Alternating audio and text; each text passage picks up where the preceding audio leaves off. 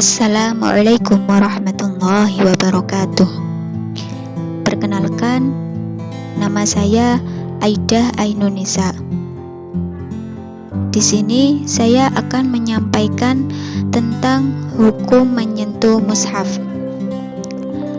Ayat yang menerangkan tentang menyentuh mushaf dalam surat Al-Waqiah ayat 77 sampai 79.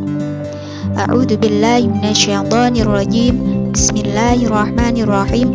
Innahu laqur'anun karim fi kitabim maknun la yamassuhu illal mutahharun.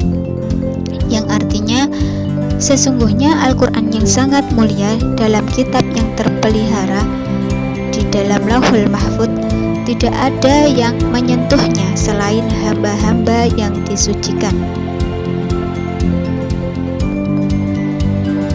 Dalam dua ayat ini terdapat dua penafsiran. Yang pertama, kata Al-Quran dalam tersebut adalah masdar dengan menggunakan makna isim maf'ul yang berarti yang dibaca. Dalam kata ini ada dua penafsiran. Yang pertama, Al-Quran yang telah ditulis dalam mushaf. Juga ada yang menafsirkan kitabnya dengan mushaf. Kemudian kata maknun.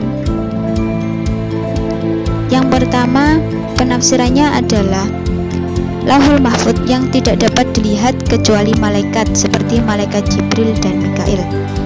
Juga ada yang menafsirkan Al-Quran yang terpelihara dalam hati yang tidak dapat diganti dan dirubah. Ayat ini menjelaskan bahwa apa yang diturunkan kepada Nabi Muhammad SAW adalah Al-Quran yang ada di Lauhul Mahfuz. Ayat menggunakan kata inna yang merupakan kata memiliki makna taukid. Dalam teori qasam atau sumpah, kata ini disebut dengan qasam yang tersirat.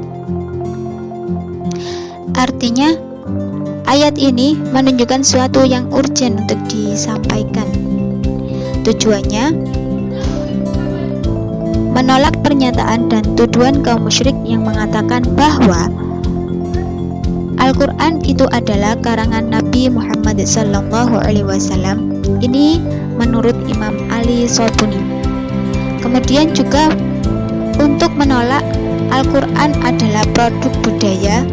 Juga Al-Quran bahasanya dari Nabi Muhammad SAW dan maknanya dari Allah.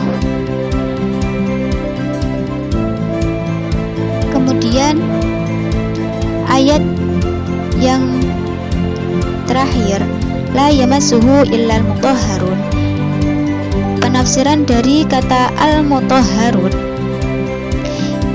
ini ada dua pendapat. Yang pertama, menurut Ibnu Abbas, Anas, dan Mujahid menafsirkan kata al-mutahharun adalah malaikat yang suci dari dosa. Ini berdasarkan dua ayat sebelumnya, yang mana menurut mereka Al-Quran berada di Lauhul Mahfuz, tidak ada orang yang bisa menyentuh kecuali malaikat. Kemudian yang kedua, Imam Malik, Abu Hanifah, dan Imam Syafi'i menafsirkan bahwasanya kata al-mutahharun adalah bersuci dengan air atau orang yang suci dari hadas. Ini merupakan kejadian dari saudaranya Sayyidina Umar bin Khattab, yang mana ketika Sayyidina Umar melihat saudaranya membaca Al-Quran, lalu dia mengambilnya dan tidak diperbolehkan oleh saudaranya karena tidak berwudu, yang pada akhirnya membuat Sayyidina Umar masuk Islam karena melihat Al-Quran. Kemudian juga menurut dari Salman Al-Farisi mengatakan bahwasanya mengatakan kepada kaum yang bertanya tentang Al-Quran dan mereka hendak berwudu karena hadas.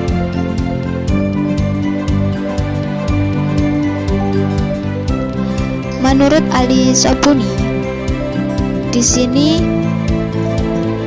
perbedaan pendapat dilatar belakangi oleh perbedaan marji domir atau tempat kembalinya domir. Ketika domir kembali kepada Al-Quran, maka penafsirannya adalah suci dari dua hadas, yakni hadas kecil dan hadas besar. Namun, ketika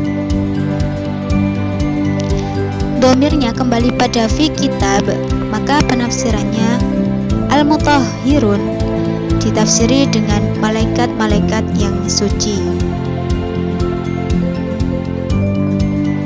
Penjelasan dari saya, apabila ada kekeliruan, saya memohon maaf dan semoga ada manfaatnya.